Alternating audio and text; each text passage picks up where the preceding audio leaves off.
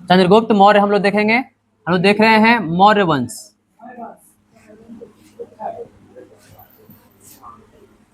मौर्य वंश में हम लोग देखेंगे, आज पढ़ना है हम लोग को चंद्रगुप्त मौर्य।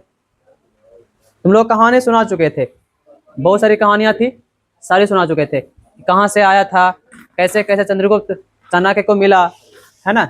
उसके बाद घनानंद पर अटैक किया, एक सेना बनाया, उसके बाद घनानंद पर अटैक किया, फिर मगध को जीता, उसके बाद वहाँ का राजा बना। क्लियर, इतनी कहानियां थी चंद्रगुप्त मौर्य की। अब इसके बारे में थोड़ा देख लेते हैं, है ना। इसके फैमिली बैकग्राउंड का क्या क्या रहा है ना, कितनी लड़ाइयाँ लड़ी है, और इसका अंत कैसा रहा है, कौन सा धर्म से बिलोंग करता है, था कौन सा धर्म से बाद में बिलोंग करना शुरू किया, बात समझे। चलो ये सब देख लेते हैं। इसका शासन काल रहा है 321 बीसी से लेकर के 298 बीसी तक का। हाँ, 321 बीसी से 298 बीसी तक इसका कार्यकाल रहा है। बीसी माने होता है ईसा पूर्व, आप लोग को पहले ही बता चुके हैं, ये सब में डाउट है नहीं, है ना। हाँ, घनानंद को हराया 322 बीसी में, 321 बीसी में राजा बना, 1 साल बाद राजा अभिषेक हुआ। क्लियर। इनका माता का नाम था मुरा और पिता का नाम था सर्वसिद्धि। अब ये क्वेश्चन उठता है कि ये शूद्र था, तो ऐसा भी नहीं है, ये ब्रिसल कबीले का था। ब्रिसल एक जंगली कबीला है, ठीक है। और इनके पिता जो थे वो ब्रिसल कबीले के सरदार थे, मतलब कबीले का एक तरह से राजा को बोलते हैं सरदार। क्लियर हो गए। तो एक क्वेश्चन पूछता है कि ये कौन से कबीला से बिलोंग करता है, तो ब्रिसल कबीला। ब्रिसल माने होता है जंगली, क्या होता है, शिकारी, है ना, जंगली शिकारी कबीला से ये बिलोंग करता था। लिख लो। पहला राज्याभिषेक तो क्लियर है ना, 321 बीसी। घनानंद को कब हराया 322 बीसी। माता का नाम इनका है मुरा, हाँ मुरा। पिता का नाम है सर्वसिद्धि।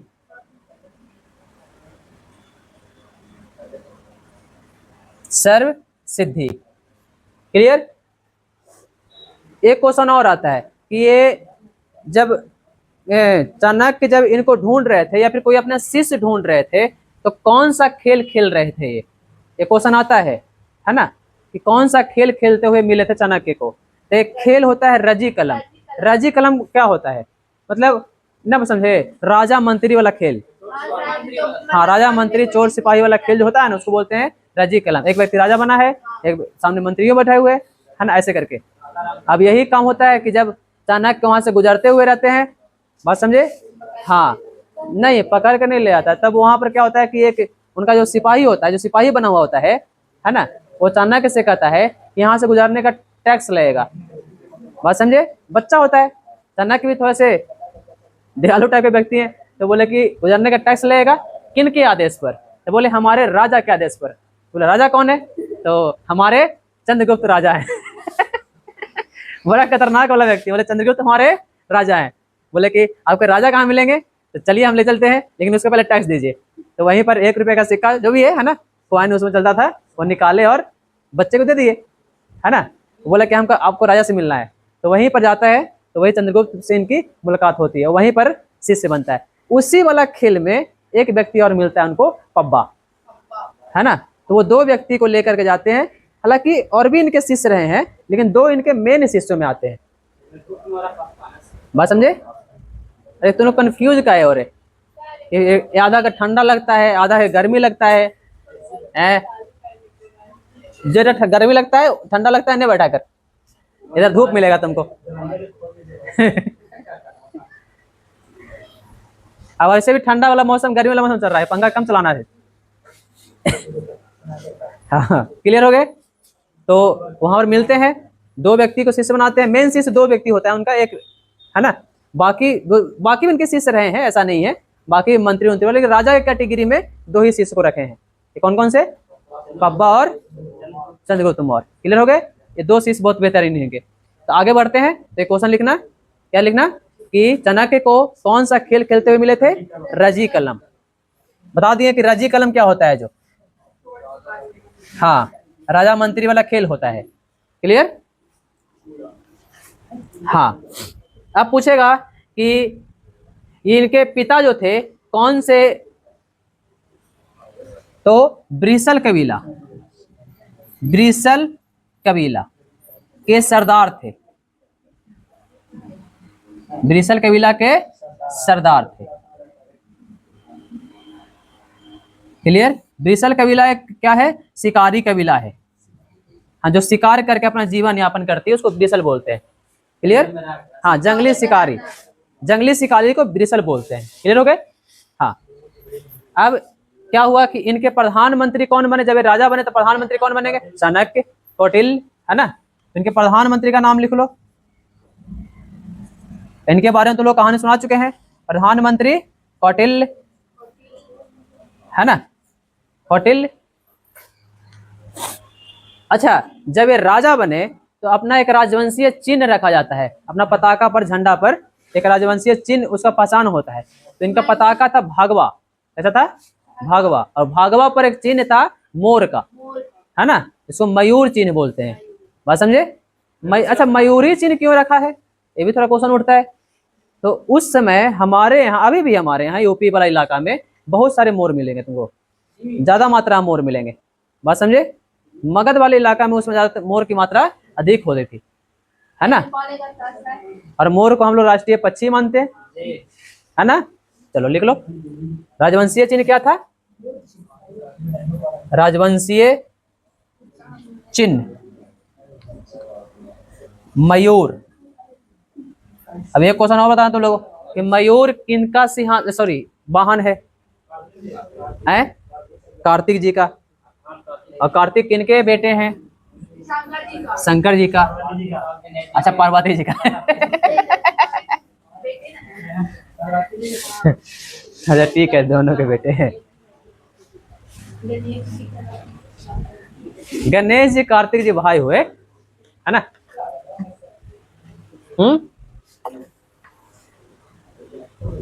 जुआ कौची बोल रहा है रे?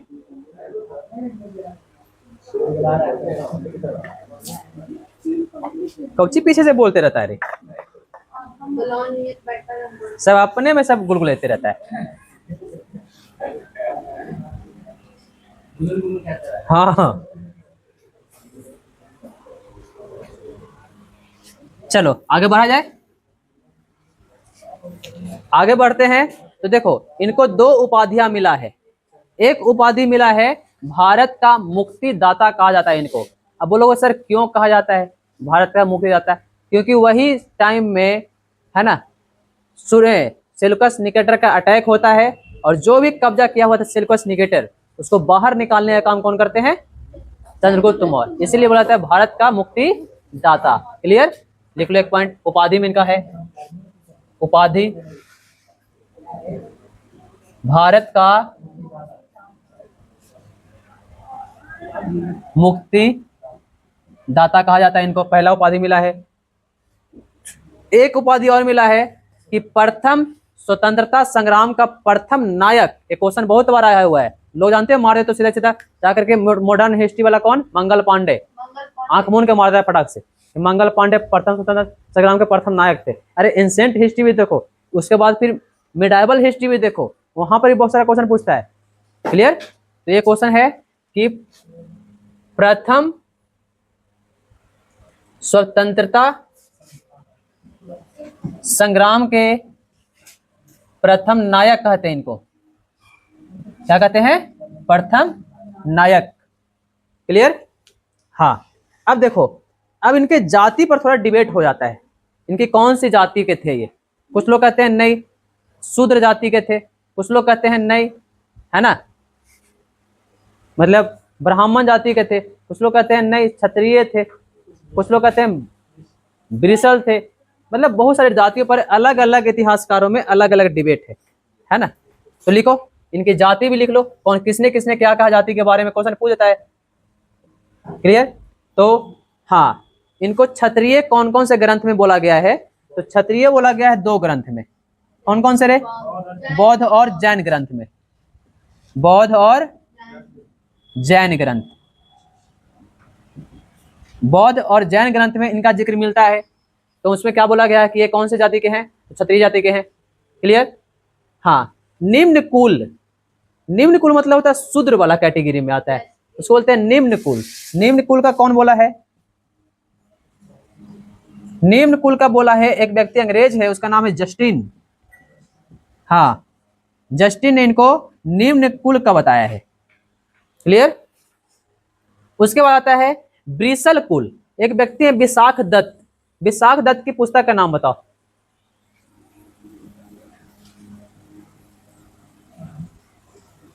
ब्रिसल कुल, ब्रिसल कुल बोले हैं विशाख दत्त।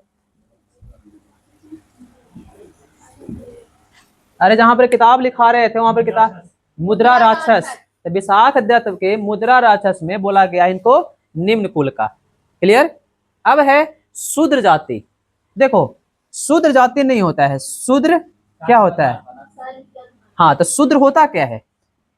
तो वर्ण होता है। जाति तो शूद्र है नहीं, वर्ण है शूद्र, है ना? तो शूद्र वर्ण का कौन किसने किसने बताया है? ये शूद्र वर्ण के थे। देखो वर्ण कितने? 6? 4। कौन कौन से? पहला ब्राह्मण, दूसरा क्षत्रिय, तीसरा वैश्य और चौथा शूद्र, है ना? अब बोला जाता है कि सर ये चारों जो कैटेगरी हैं, ये चारों कैटेगरी कौन किस किताब में मिलेगा हमको? तो एक किताब है, उसका नाम है मनुस्मृति। मनुस्मृति में 4 वर्णों की कैटेगरी बांटी गई है। किस आधार पर? कर्म के आधार पर। बात समझे? किस आधार पर? कर्म के आधार पर। ऐसा नहीं कि बस उठे पुठे और बांट दिए रहे, तुम कम हो तुम ज्यादा हो, ऐसा नहीं। ब्राह्मण लोग क्या करेंगे? तो उधर तो करेंगे, ज्ञान की जितनी भी है ना, वो ज्ञान देने का काम करेंगे, ज्ञान अर्जन भी करेंगे जा करके। बात समझे? क्षत्रिय का काम क्या है? रक्षा करना। जो लड़ाकू प्रवृत्ति का उसको क्षत्रिय कैटेगरी में डाल दिए हैं, जो बिजनेस माइंडेड है उसको वैश्य वाला में डाल दिए, और जो कारीगर लोग हैं, मेकर, उसको मेकर बोल सकते हो तुम लोग। शूद्र माने ऐसा नहीं कि तुम शूद्र माने कुछ नहीं आता जी, हो रहे हैं। हाँ, उसमें मेकर लोग हैं। कौन कौन से? तो बरही, सुनार, लोहार, जुल्हा, कुम्हार। हाँ, सुनार। ये सब किस में आएंगे? किसान। बात समझे? वो सब आएंगे किसमें? शूद्र में। कैटेगरी अच्छा है, लोगों ने इसको बर्बाद करके रख दिया है। अरे बात समझ ले पहले, अगर मेकर ना होंगे तो क्या खाओगे तुम? नाई। नाई ना हो तो बाल कौन काटेगा? लेकिन लोगों ने बांटना शुरू किया, अब तो सब काम सबको करता है। लेकिन पहले अगर यही देखो कि तुम्हारा कुटीर उद्योग तो सबके पास था, काम तो सबके पास है। अब किसान का बेटा अगर खेत के बारे में नहीं जानेगा तो दुर्भाग्य की बात है हमारे देश में, है? अगर ग्वाला के बेटा बोल दे कि हमको, है ना, गाय के बारे में नहीं पता, दुर्भाग्य की बात है। अरे भले आप कोई काम करो, उसमें नो डाउट, आप नौकरी करो, आप अच्छा, लेकिन भाई जिस बैकग्राउंड से तुम हो ना, तो तुम्हारे दादा परदादा कुछ भी करते आ रहे हैं, उस काम को थोड़ा सा भी सीख भी लो। जरूरी है सीखना, बचपन में ही सीखो। अरे बाद में ना सीखो, बचपन में ही सीखो, क्या दिक्कत है? बुतला थोड़ी जाओगे। अब इतना तो कन्फर्म होगा ना रे कि कद्दू लंबा होता है, आलू गोल होता है।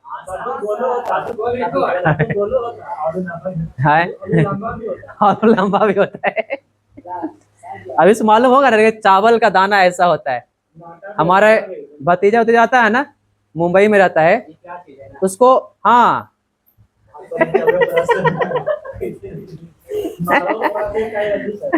मरवा तो दूर चल गए तुम रे, मरवा तो तुम दूर चल गए, उसको चावल गेहूं में अंतर पता नहीं चलेगा। उसको धान और जौ देते हुए ना, उसको अंतर नहीं कर पाएगा, वो धान और जौ में अंतर नहीं कर पाएगा। मरवा तो दूर चल गए, मरवा झलरा सब दूर चल गए तुम। वो दे दो, धान और जौ दे दो उसको साथ में, कंफ्यूज होकर मर जाएगा।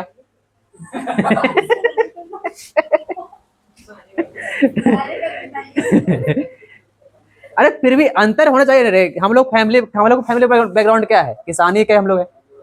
हम लोग मेन तो फैमिली बैकग्राउंड किसानी है। अब थोड़ा बहुत भी नहीं जानेंगे जौ क्या है, ये क्या है, फल में क्या होता है, सब्जी में क्या होता है, तो लानत है हम लोग पे। अब नेनू वाले क्या आएंगे तो बोलेंगे कौची लेके आ गए, है ना। फिर तुम लोग वही रील जैसा करोगे, व्हाट इज दिस, ये क्या बना दिया मॉम। लिखो शूद्र में।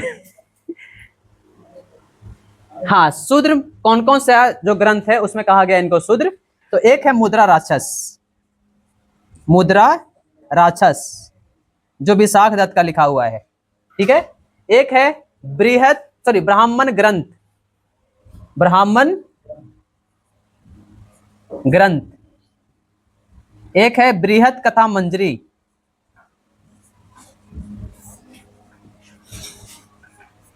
ठीक है। और भी बहुत सारे ग्रंथ है ना। कथा कथित सागर, फिर विष्णु पुराण, ये सब में कहा गया है ना। कथा कथित सागर, एक है विष्णु पुराण, हाँ विष्णु पुराण। ये 5 किताबें हैं जिसमें इसको शूद्र बताया गया है। क्लियर। देखो इसको बहुत सारे अन्य नाम भी हैं, इससे जो जो मिलने आया विदेशी इसका नाम चेंज करके रख दिया। बात समझे। इसके अन्य नाम के बारे में बात कर लेते हैं। अन्य नाम, देखो अन्य नाम में इसका देख लो, अन्य नाम में क्या क्या नाम है इसका। जो पहला नाम है सेंट्रोकोस्टस, सेंट्रोकोट्टस। क्लियर। और नाम क्या है रे, तो नाम है एंट्रोकोट्टस, एंट्रोकोट्टस।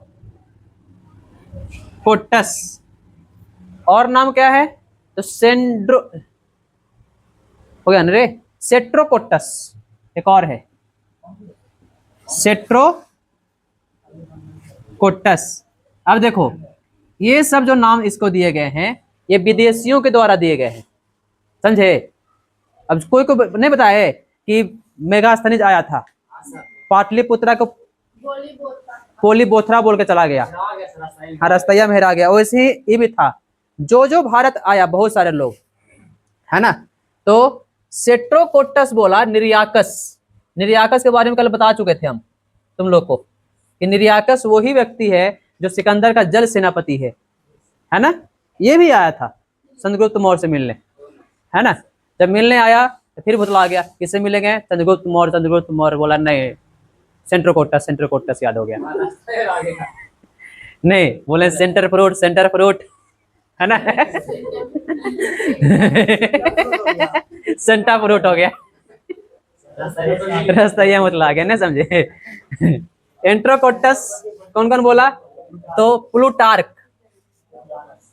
प्लूटार्क और एपियानस, ये दोनों जो है ये भूगोल लिखने वाला है और इतिहासकार है, ध्यान रखना, ठीक है। ये भूगोल लिखने वाला है जो बिहार का भूगोल का जानकारी देता है, और इसके किताब में बिहार के इतिहास की जानकारी मिलती है, ठीक है। एक तो मेगास्थनीज है ही विदेशी में, एक विदेशी और है ये भी, ठीक है। हाँ एक है एस्ट्रेबो, एस्ट्रेबो भी भूगोल का जानकार है ना। एरियन ये भी भूगोल इतिहास दोनों जानता है। और एक है जस्टिन ये भी भूगोल और इतिहास को दोनों जानता है। ये 3 व्यक्ति क्या बोले, सेंट्रोकोट्टस, तो ये बोला कि नहीं रहे सेट्रोकोट्टस, ये बोला नहीं रहे एंट्रोकोट्टस, सब अपना अपना नाम लेके आ गया। एक रील देखे हो, गुड मॉर्निंग के बोलता है महारानी सर, बहुरानी सर, आई मुसलमानी सर। तुम भी लोग जैसा होगा रेस्टोरेंट उसका। एक महीना गुड मॉर्निंग बताते तुम लोग 15 सेकंड में बतला जाते हो, तुम लोग 15 सेकंड में बतलाने वाले व्यक्ति हो, तो बता रहा 1 महीना कैसे बतलाया है। क्लियर हो गया यहां तक? आगे बढ़ा जाए। हाँ, अब देखो चंद्रगुप्त मौर्य ने क्या क्या किया। चंद्रगुप्त मौर्य जब गद्दी पर बैठा तो सारे जगह पर अटैक करना शुरू किया, आसपास में सारे लोगों को जीता। जीतने के बाद है ना अपने राज्य में मिलाया। बहुत बोल सकते हो कि एक तरह से आसपास के जितने भी राजा थे उसके सामने घुटने टेकने शुरू कर दिए। किसके सामने? चंद्रगुप्त मौर्य के सामने। कुछ ने संधि कर ली, कुछ युद्ध में हारे, है ना। ऐसा बोला जाता है कि चंद्रगुप्त मौर्य ने टोटल 58 लड़ाइयां लड़ी थी। 50 संधि मतलब कि मित्रता। जैसे हम लड़ने गए तो बोले लड़ने की क्या जरूरत है? आपको टैक्स चाहिए ना हमारे यहाँ से। अच्छा लड़ाई करेगा तो क्या मिलेगा? देखो अगर कहीं मान लो कि कोई लड़ाई करेगा, कोई एक दूसरे पर अटैक करेगा, तो वहाँ के देखो बाद में होता क्या था, लड़ाई की परिभाषा बाद में बदली थी जब अंग्रेज और मुस्लिम आए। तो पहले हमारे यहाँ लड़ाई होती थी ना, जब हिंदू हिंदू राजा लड़ते थे, तो वो लड़ाइयाँ जो थी वो लड़ाइयों में जनता का कोई नुकसान नहीं होगा। बस भाई जनता का नुकसान नहीं होगा। जो भी लड़ाइयाँ होगी वो सेनापति राजा के द्वारा होगी। ना तो राजा की वाइफ लेडी को कुछ किया जाएगा, कोई नहीं, एक हाथ नहीं लगाएगा कोई, जीतने के बाद भी नहीं लगाएगा। ये हिंदू राजा की दयालुता थी। जब वो मुस्लिम वाले लोग आए वो थोड़े से अलग कैटेगरी के थे, वो कट्टर वाले थे। वो जब लड़ाई करते दूसरे राजा पे आधिपत्य करते, है ना, तुर्की वाले आए, अफगानिस्तान वाले आए, तो वो लोग करना क्या शुरू किए, वो लोग हाँ या तो मुस्लिम बनो या मरो, मतलब लूटपाट भी करना शुरू कर दिए आम लोगों के घर में, है ना। अलाउद्दीन खिलजी एक ऐसा राजा है जो चित्तौड़ जीतने के बाद चित्तौड़ में 30,000 लोग कटवाया था। और 30,000 लोग कटवा करके, सो जेनोसाइड बोलते हैं तुम लोग अंग्रेजी में बोले तो, जेनोसाइड। सोचो 30,000 लोग आम लोग कटवाना अंग्रेज में। अच्छा तुम लोग को सबको याद होता होगा कि जनरल डायर एक व्यक्ति था जिसने जलियांवाला बाग में हत्याकांड में गोली चला दी थी, ये सबको पता है। लेकिन ये नहीं पता है कि एक अलाउद्दीन खिलजी भी था जिसने 30,000 हिंदुओं को कटवा दिया था। जब जनरल डायर विलेन है तो अलाउद्दीन खिलजी तो उससे बड़ा विलेन है, मुस्लिम कट्टर वाला विलेन है, उससे बड़ा विलेन है ना रे। जनरल डायर ने जो हत्या करवाई थी उसमें 300 या 400 जो भी थे, कुछ लोग 1000 बोलते हैं, वो 30,000 तो 30 गुना ज्यादा विलेन है। तो फिर मूवी में इसको राजा के रोल में क्या दिखाते हैं, विलेन के रोल में दिखाओ। लेकिन लोगों को बहुत दुख होना शुरू हो जाता है, कम्युनिस्ट वाले पार्टी के लोग को। हाँ इतिहास उन्होंने लिखा है। इतिहास में बताते हैं कि अलाउद्दीन खिलजी ने बाजार व्यवस्था शुरू किया था। अरे बाजार व्यवस्था देखो बाद में, पहले देखो कि इसने कटवाया कितने था। अलाउद्दीन खिलजी के अंत को तो कोई इतिहासकार जो कम्युनिस्ट वाले हैं अंत कोई भी नहीं बताता है कि मलिक काफूर एक हिजरा होकर के अलाउद्दीन खिलजी के वाइफ से विवाह कर लिया था। कोई नहीं बताता है। अलाउद्दीन खिलजी इतना बड़ा राजा था, उसकी वाइफ को कोई हिजरा लेकर के चला गया, ये कोई बताता है? के अंत में हारे जब अंत हुआ ना, अलाउद्दीन खिलजी जब बीमार पड़ा, दिलदार रोग हुआ, तो उसी के साथ है मलिक काफूर। मलिक काफूर क्या था? हिजरा। और वो लेकर चला किसकी बीवी को, शादी कर लिया उससे। मतलब बेइज्जतियों में बेइज्जती कर दिया अलाउद्दीन खिलजी का। ये तो कोई बताता है। अलाउद्दीन खिलजी को बहुत सर आंखों पर रखते हैं सब लोग, इतना बड़ा राजा था, इसने ये किया। अरे लास्ट में तो बताओ उसका क्या हुआ था, अंत में तो बताओ। अकबर का अंत कैसे हुआ बताओ ये लोग का अंत। बाबर का अंत कैसे हुआ, बाबर कैसे भटका, कैसे मरा। तो इतिहास तो तो यही तो बात होती है। हमारे राजा में क्या होता है कि हमारे राजा लड़ते हैं तो राजा में लड़ाई हुआ, राजा हार गया, राजा की या तो मृत्यु हो गई या तो मारा गया या फिर कहीं पर अति कर दिया गया, मतलब उनको जेल में डाल दिया गया। लेकिन उनकी ना तो कोई औरत को छुआ, ना तो कोई वाइफ को छुआ, ना समझे, मतलब एक सम्मानजनक लड़ाई हुआ। बात समझे। इसके बाद अशोक पढ़ाएंगे तुम लोग को। अशोक के टाइम में जब अशोक ने कलिंग पर अटैक किया तो कलिंग के 1 लाख लोग को मार दिया। तो वो लोग मरे थे, वो लोग साधारण जनता थे। और जब मालूम चला अशोक को कि 1 लाख साधारण जनता की मृत्यु हो गई, उसने युद्ध ही छोड़ दिया था। पढ़ाए थे ना तुम लोग को, पढ़ाएंगे आगे कि अशोक ने बाद में युद्ध छोड़ देगा, उसको गिलानी फील होगा। लेकिन मुस्लिम राजा तो गिलानी फील हो नहीं रहा है, तो लड़े जा रहे हैं। तुम लोग सुनते हो मीना बाजार। मीना बाजार क्या है? मीना माने होता है लड़की, लड़कियों का बाजार लगता था। जैसे युद्ध जीता सामने वाला राजा को, तो वहां से लड़की औरतों को उठाए और उसको उठा करके लेके आए, मीना बाजार में बिकी, और कहाँ चली गई? अरब, तुर्की। और समझे? हाँ, उसको बोलते हैं मीना बाजार। मीना रानी के नाम था, लड़कियों को ही बोलते हैं मीना भाई।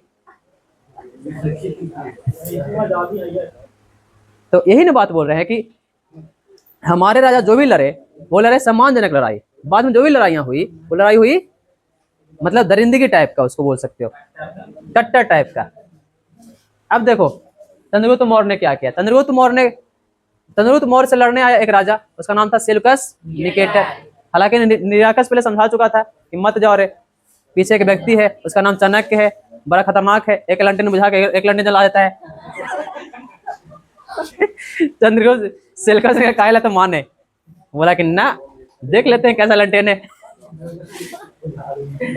उसको मालूम था लंटेन में लालू जी है। लालू जी है। चलो लिखो, एक युद्ध हुआ है ना। हाँ, और युद्ध कब हुआ था? 305। हाँ, 305 से 4 एक साल युद्ध चला था, 304 BC। क्लियर? हाँ, इसमें युद्ध हुआ, और इस युद्ध में कौन कौन था? चंद्रगुप्त मौर्य, चंद्रगुप्त मौर्य और सेल्यूकस निकेटर। Seleucus Nicator. अब सेल्यूकस निकेटर हारेगा कि जीतेगा? इसमें बुरी तरह हारेगा। हारेगा नहीं, बुरी तरह हारेगा। नहीं समझे? जबरदस्त हारेगा। अब हारेगा तो क्या होगा? अब देखो, कोई भी लड़ाई होता क्या होता है? समझौता। लास्ट में क्या होगा? हाँ, पंचायत बैठेगा, है ना। पंचायत बैठा, वही वाला कैसे हुआ? पंचायत जब बैठा तो बोला कि एक काम कर, हमको 4 क्षेत्र दे, है ना। कौन कौन सा? तो बोला कि कंधार, काबुल, कंधार, हेरात और मकरान। अब तुम लोग बोलोगे सर तो यही 4 क्षेत्र काहे मांगा? मांग तो और भी कुछ सकता था, है? तो तुम लोग मैप देखो थोड़ा सा, मैप में ये 4 क्षेत्र जो आते हैं ना बाबू, ये अफगानिस्तान के इलाका है, ठीक है। पाकिस्तान तक हमारा है, पाकिस्तान तक कोई नहीं रोक सकता क्योंकि तक्षशिला पाकिस्तान में है, तो पाकिस्तान तक हमारा क्षेत्र है। अगर हमको मिडिल ईस्ट से कनेक्ट करना है तो एक रूट है, वो बोला जाता है, उसको बोलते हैं सिल्क रूट, और उस रूट के लिए ये 4 क्षेत्र का होना बहुत आवश्यक है व्यापार के लिए। अगर मिडिल ईस्ट से हमारा कनेक्शन हो गया तो हमको घोड़ा आसानी से मिलेगा, हमको अच्छे हथियार आसानी से मिलेंगे, बात समझे। हमको और भी चीजें, खजूर वजूर, ये सब आसानी से मिलेगा, बात समझे। व्यापार हमारा मिडिल ईस्ट से आसानी से होगा। अगर मिडिल ईस्ट कनेक्ट हो गया तो हमको पश्चिम में भी कनेक्ट करने में आसानी हो जाएगी, जहाँ पे रोमानिया साम्राज्य है, रोमन साम्राज्य है, बात समझ गई। तो इसीलिए 4 क्षेत्र मांगा। कौन कौन क्षेत्र? काबुल, कंधार, हेरात, मकरान, बात समझे। उसमें नाम कुछ अलग था, लिखा देंगे अभी, उसमें नाम अलग था। अराकोसिया, है ना, जेड्रोसिया, एरिया, है ना, पेपियन है क्या, पेरिपिंस, है ना। तो उसमें नाम अलग था, जैसे उसमें पाटलिपुत्र नाम था ना पटना का, वैसे ही, बात समझे। तात्पर्य क्यों मांगा? Silk route. अभी देखो अभी क्या हो रहा है ना, चाइना एक रूट बना रहा है, उस पर भारत ने रोक लगा दिया है। चाइना का रूट जो है देखो कहाँ से गुजरेगा। चाइना एक रूट बना रहा है जो भारत के इस इलाका से गुजर करके, अफगानिस्तान से इस इलाका से गुजर करके, देख इस इलाका से गुजर करके डायरेक्ट कनेक्ट करेगा किसको? पश्चिमी देश को, बात समझे। कहाँ कनेक्ट करेगा? पश्चिमी देश को। इंडिया के लद्दाख से होकर के वो रूट गुजरेगा, कश्मीर और को कनेक्ट करेगा, समझे। व्यापार के लिए अब 6 लेन का रूट होगा तो व्यापार आसानी से होगा। अब आसानी से व्यापार होगा तो पैसे अधिक होंगे, पश्चिमी देश से कनेक्शन अधिक हो जाएगा, बात समझे, जीडीपी बढ़ेगा। अब इस रूट को बनाने में इंडिया क्या बोला कि सहयोग हम करेंगे। अब इस बार हमला हो गया था, कौन वाला? पहलगाम हमला, नाम सुने थे ना। पहलगाम में 26 लोगों को मार दिया गया था, हमारे आम नागरिक को, है ना। तो 26 लोगों को जब आम नागरिक को मारा तो पाकिस्तान को लगा कि चाइना हमारा फुल सपोर्ट करेगा, कि चाइना पाकिस्तान भाई भाई, है ना, गोतिया गोतिया, है ना। लेकिन गोतिया करे हुआ है ना, हुआ। तो चाइना सपोर्ट करेगा, उसको लगा कि हमको सपोर्ट करेगा। लेकिन इंडिया बोला सिल्क रूट बनाना है कि नहीं बनाना है, तो बोला बनाना है। तो कुछ नहीं बोलोगे तुम, चुपचाप रहोगे। नहीं समझे? बोला सिल्क रूट बनाना है कि नहीं बनाना है, बोला बनाना है, तो कुछ नहीं बोलेगा, चुपचाप रहे। हमरा एक लफ्ज बोला हम जो करेंगे तो देख देख तुम देख, है ना। एयर स्ट्राइक हुआ, उसके बाद देखवे किए होगे तुम लोग वीडियो वगैरह, है ना। वो वीडियो देखकर के मजा आ रहा है। पाकिस्तान वाले खुद वीडियो बना रहे हैं, हमारे पीछे बम गिर गया। नहीं देखो वीडियो सब हैं, हमारे पीछे बम गिर गया, ये देखिए इंडिया ने बम मार दिया। मतलब पाकिस्तान वाले खुद सबूत लेके घूम रहे हैं कि इंडिया ने बम मारा है। हाँ खुश भी है, इंडिया ने बम मार दिया। बात समझे? तो 4 क्षेत्र लिया, कौन कौन से? हाँ लिखो, काबुल, कांधार, मकरान और हेरात। काबुल का नाम क्या है? पेनिपिंस, पेरिपिन, सदई।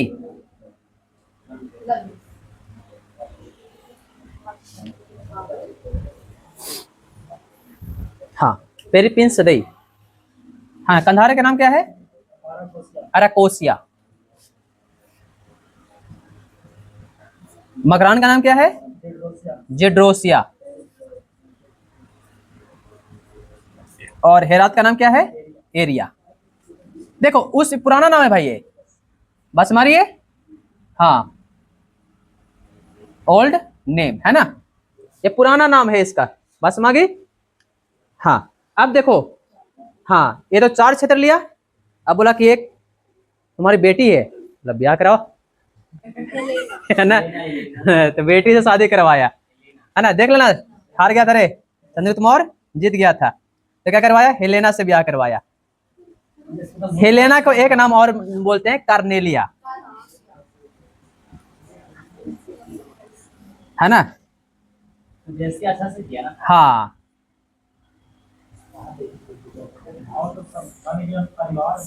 अब तो परिवार बन गया रे, अब तो ससुर साहब हो गए, है ना। कौन करवाया? ये किसकी बेटी है? सेल्यूकस निकेटर की। क्लियर? हाँ अब देखो आया तो कुछ दिन रहा, कौन रहा? Seleucus Nicator. कहाँ रहा? अपने बेटी के यहाँ रहा, है ना। देखा कि उसको भी लगा कि भाई हार गए, थोड़ा देख लेते हैं मगध कैसा है ना। तो मगध को देखा। अब देखो मगध का विस्तार कहाँ तक हो गया है। पहले हम लोग का विस्तार था तक्षशिला तक, अब कहाँ विस्तार चला गया? अफगानिस्तान तक। क्लियर? ये अफगानिस्तान तक विस्तार जो है, बिंदुसार तो और विस्तार करेगा इसके ऊपर, है ना। अशोक तो एक ही लड़ाइयां लड़ेगा जो खतरनाक हो जाएगा, लेकिन अशोक जो है वो विस्तार को बनाए रखता है, मतलब अपने क्षेत्रफल को कम होने नहीं देता है। हालांकि लड़ाइयां नहीं लड़ता है, लेकिन क्षेत्रफल कम होने नहीं देता है। क्यों? कैसे? तो उसने शिलालेख लिखवाया हर एक जगह, है ना। स्तंभ लेख, शिलालेख लिखवाया, और हर एक शिलालेख पर 13वां का पैराग्राफ लिखवाया। उसमें लिखवाया कलिंग युद्ध का वर्णन। क्या लिखवाया? हाँ नहीं समझे? हर एक जगह लिखवाया, जहां जहां एमपी, हर एक जगह। खाली कलिंग में वो वाला शिलालेख गायब कर दिया है। अब आज भी लोग, कलिंग के लोग अशोक को भगवान मानते हैं। कलिंग को बर्बाद करने में किसका हाथ है? अशोक को। और कलिंग के लोग अशोक को भगवान मानते हैं। रीजन? क्योंकि उसको पता नहीं है, अब पता होगा शायद, अब किताब निकला होगा, लेकिन तब तक उसको भगवान मानते थे कि जब तक वो था। हाँ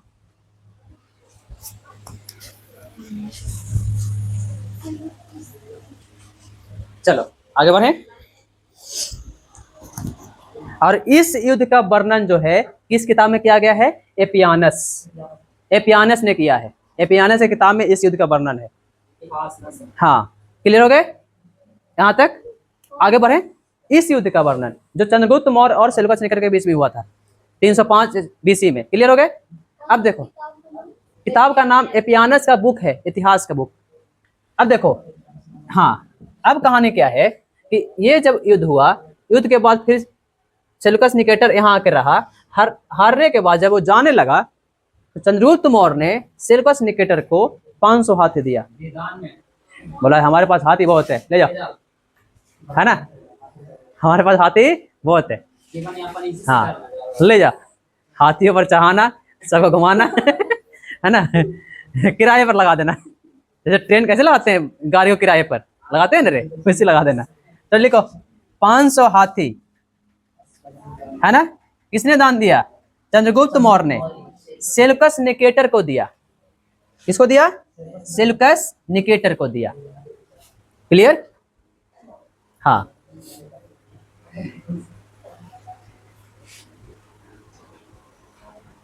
एक क्वेश्चन और लिख लो। इसने एक चीज बनवाया था, उसको बोलते हैं सुदर्शन झील। चंद्रगुप्त मौर्य ने सुदर्शन झील का निर्माण करवाया है। कहां? गुजरात में। लिख लो एक पॉइंट। हाँ, मरम्मत बाद में हुआ था, लिख लो। चंद्रगुप्त मौर्य ने सुदर्शन झील का निर्माण करवाया, लिखो। हाँ,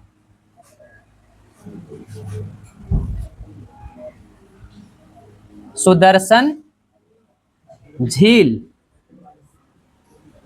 का निर्माण करवाया।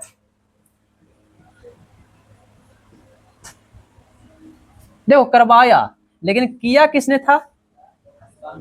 तो वहां का एक गवर्नर था, जहां उसको गवर्नर होता है ना, जैसे न समझे नीतीश कुमार वहां से ऑर्डर दे दिया रे कंगरसराय में कोई झील बनेगा, तो करवाया कौन? एक विधायक, वही ना करवाएगा। जैसे वहां गवर्नर होगा वही ना करवाएगा। तो वहां गवर्नर था पुष्यगुप्त, लिख लो। गवर्नर कौन था? पुष्यगुप्त। और ये पुष्यगुप्त कहाँ गवर्नर है? तो सौराष्ट्र का। अब एक क्वेश्चन और आएगा, ये सौराष्ट्र किसका पुराना नाम है? गुजरात का। क्लियर? गुजरात को पुराना नाम क्या बोलते हैं? सौराष्ट्र।